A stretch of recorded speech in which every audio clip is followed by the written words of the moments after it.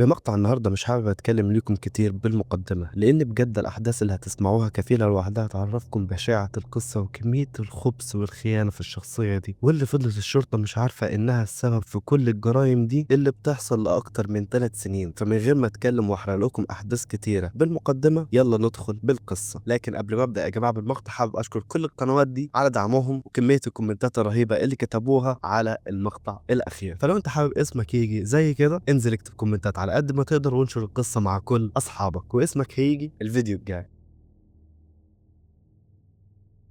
قصتنا هتبدأ من تايلاند مع صاحبة ال 35 سنة آم سيرن. ما قدرتش أجمع يا جماعة معلومات شخصية كتيرة جدا عن حياة آم دي، لكن كل اللي قدرت أعرفه إنها متجوزة وعندها 35 سنة وكمان عندها طفلين، وزوجها ده بالمناسبة كان بيشتغل شرطي، وبعد زواجهم بفترة اترقى لغاية ما بقى ضابط مهم جدا في الشرطة وليه منصب كبير. وحتى بعد إنجابهم لأطفال وكده كانت بتحصل ما بينهم مشاكل واختلافات، فقرروا إن هما الاتنين ينفصلوا عن بعض عن طريق إن هما يتطلقوا. بس حتى بعد طلاقهم فضلوا متواصلين مع بعض لأن كان واضح كده انهم بيهتموا باطفالهم. وهي بقت بتشتغل في بيع المنتجات التجميليه زي الميك اب والعنايه بالبشره، وحتى كان عندها محل كبير جدا. وهي دي بكل بساطه حياه ام اللي الكل بيعرفها. لكن بقى تعالوا اخدكم على الجانب المظلم اللي ما كانش حد يعرفه عن ام دي بالظبط. ام دي بسبب منصب زوجها الكبير في الشرطه فكانت الحكومه مديها شقه كامله ليه هو في مكان يعتبر كله اصلا ضباط مجانا، وبعد طلاقها منه فهو ساب ليها البيت ده تعيش فيه. وهي كمان بسبب زي ما قلت لكم انها كان عندها محل ميك اب ناجح فكانت ليها علاقات كتيره جدا مع ناس مختلفه وكلهم حالتهم الماديه كويسه. وهتعرفوا انا ليه بركز معاكم في النقطه دي بالتحديد بعد شويه. بعد انفصالها عن زوجها في سنه 2022 ارتبطت بشاب كان اسمه ساتي زاك عنده 35 سنه، وكانوا هما الاثنين بيحبوا بعض، حتى كانت حامل منه في الشهر الرابع. بس الغريب ان هو في 12 مارس سنه 2023 كان موجود معاها بالبيت، وقرر ان هو يخرج علشان يروح محطه البنزين لان العربيه بتاعته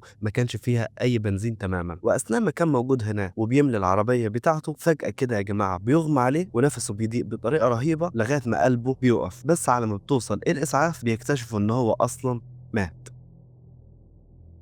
والشرطة لما جات وفحصت جسمه وكده لقيوا إن حالة وفاته حالة طبيعية جدا بسبب إن التنفس بتاعه ضاق وقلبه فجأة كده وقف، واحتسبوا إن هي سكتة قلبية والموضوع انتهى. وبعدين كل الممتلكات بتاعته والفلوس والبيت اتنقلت باسم آم لأنها يا جماعة زي ما قلت لكم كانت حامل منه وفي نفس الوقت مراته، فمن الطبيعي جدا إن كل ثروته تروح ليها. بس اللي مش منطقي في الموضوع إن بعد وفاته وفي نفس اليوم بالظبط آم دي اتجهت على حفلة عيد ميلاد لواحدة صاحبتها وكانت بتحتفل معاها كأن ما حصلش أي حاجة ولا كأن لسه زوجها ميت من ساعات. بس مش كده وبس، ده لسه في حاجات تانية مهمة أكتر من كده. يعني مثلا قبل وفاة زوجها بأشهر كان في واحدة من صحابها اسمها نيبة شرطية، ويعتبر هي كمان من جيرانها. في يوم كانوا خارجين مع بعض ورايحين معبد، وأثناء ما هما الاتنين كانوا قاعدين وعلى حسب تصوير كاميرات المراقبة اللي انتوا شايفينه نيبة كانت قاعدة جنب آم وفجأة أغمى عليها. وحتى لو تلاحظوا إن آم كانت مستغربة وبعد كده قامت من مكانها واتصلت بس على الإسعاف من غير ما حتى تقرب منها. وبعد ما الشرطة والإسعاف بتيجي علشان يشوفوا اللي حصل لنيبة لقي إنه برضه كان سبب وفاتها ضيق في التنفس وقلبها وقف، فاحتسبوا موتها ان هو موت عادي جدا. ولسه كمان في حاجه اغرب من كده هتحصل مع واحده صاحبتها اسمها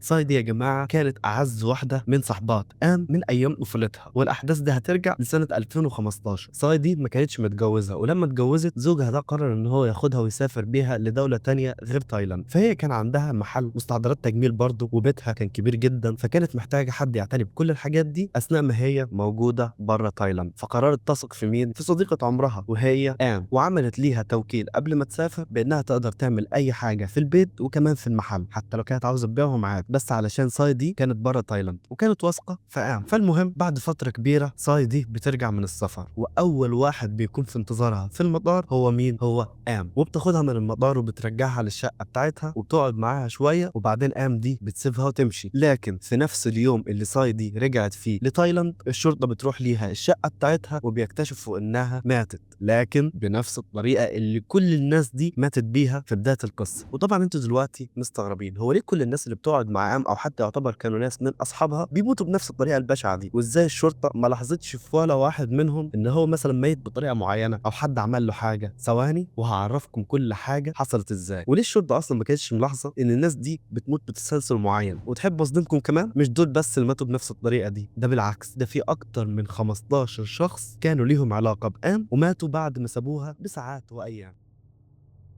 والحقيقه بتاعتها هتنكشف في يوم 14 ابريل سنه 2023. كان في واحده اسمها كوي صاحبه ام، والكوي دي كانت تعتبر سيده اعمال وعندها بيزنس كبير وحالتها الماديه كويسه جدا. اتعرفت على ام من خلال محل منتجات التجميل بتاعها وبقوا اصحاب لفتره كبيره. فالمهم في اليوم ده قرروا هما الاثنين انهم يخرجوا ويروحوا للشط ده، وكان معاهم سمك موجود في الكيس وعايش. وفي عاده مشهوره جدا في تايلاند هناك ان اي حد بياخد سمك عايش زي كده وبيتجه على المكان ده وبيطلق سراحه ويرميه في الميه، فدي تعتبر بالنسبه له حاجه كويسه وبتجيب له الحظ الكويس والخير وكده. فالمهم ده السبب اللي كانت علشانه كوي دي راحه هناك. بس زي ما انتم شايفين من تسجيل كاميرات المراقبه بنكتشف ان كوي كانت رايحه معاها مين؟ ام. وبعد ما نزلوا هما الاثنين من العربيه فجاه ام دي بتطلب منها انها هتروح تعمل حاجه معينه وبتقول لها سبقيني على ما ارجع لك. وبعدين بنشوف ان ام دي عدت الطريق وكان واضح عليها جدا انها متوتره وعماله تبص يمين وشمال وما كانتش ذات نفسها عارفه هي رايحه فين، حتى وقفت مع واحد اتكلمت معاه شويه وبعدين رجعت تاني. بس على الناحيه الثانيه بنكتشف ايه بقى؟ فاكرين كوي دي اللي نزلت علشان تكب السمك في البحر؟ اهو بنشوف من تسجيل كاميرات المراقبه اللي انتوا شايفينه ده، وما تركزوش مع الشخص اللي واقف، ركزوا مع اللي بيحصل وراه، ان كوي دي بتقع على الارض وبتبتدي انها ترجع ونفسها بيضيق وواضح عليها كده انها يعتبر كانت بتموت، وحتى الناس جريت عليها علشان تروح وتساعدها. وبنشوف بعدها ان ام دي رجعت علشان تبص، واول ما لاحظت ان كوي دي اغمى عليها نزلت تحت اتاكدت من اللي بيحصل انها بتموت، وبعدين رجعت تاني ولا كأن في اي حاجه وبدات تجري على عربيه وركبتها، وبدل ما تاخدها علشان تساعد كوي اخدتها ورجعت للبيت بتاعها. فبعد ما ابو وام كوي دول بيسمعوا باللي حصل بيعترضوا 100% على تقارير الشرطه والاسعاف وانها ماتت بطريقه عاديه، وبيقولوا ان بنتهم كوي ما كانش عندها اي اعاقات صحيه او مرض في الوقت ده يؤدي الى انها تموت فجاه. فبيظهر مين معانا على الخط؟ الشرطي ده بيقرر ان هو يجيب تسجيل كاميرات المراقبه اللي انتوا شايفينه دلوقتي وبيعرف منه كل حاجه حصلت بالتفصيل، وبيكون مستغرب جدا ردة فعل ام ليه سابتها وهم داخلين عند البحر، وبعد ما شافتها بتموت وكده اخذت العربيه وبدل ما تنقذها سابتها ومشيت. والاغرب من كده ان هو بعد ما بدا التحقيق لقى ان عربيه كوي مركونه قدام البيت بتاعها. فهنا بيقرر ان هو يتصل على ام ويسالها كانه ما يعرفش اي حاجه، تعرفيش ايه اللي حصل لكوي في يوم اللي ماتت فيه وكده؟ فردت عليه وقالت له انا ما اعرفش اي حاجه ولا حتى ما كنتش معاها. فبعدين بيواجهها بتسجيل كاميرات المراقبه اللي هو شاف، فبتقول له انا اسف حرفيا نسيت ان انا كنت معاها في اليوم ده، بس اللي حصل اني شفتها بيغمى عليها وبترجع وكده ولاحظت انها تعبانه شويه، لكن في الوقت ده انا كنت تعبانه اكتر منها بسبب الحمل اللي انا فيه، فقررت ان انا اخد العربيه واتجه على الدكتور بتاعي، وقلت ان الناس اللي معاها تحت دول هم اللي هيساعدوها. واللي حرفيا كلامها كان غير عقلاني تماما، لانها في البدايه كذبت وبعد كده قالت انها سابتها علشان راحه للدكتور بتاعها مع انها كانت شايفاها بتموت، وواضح كده انها اصلا كانت مخططه لكل ده وعماله تبص عليها كل شويه وترجع، وحتى اتاكدت انها ماتت وبعدين سابتها ومشيت.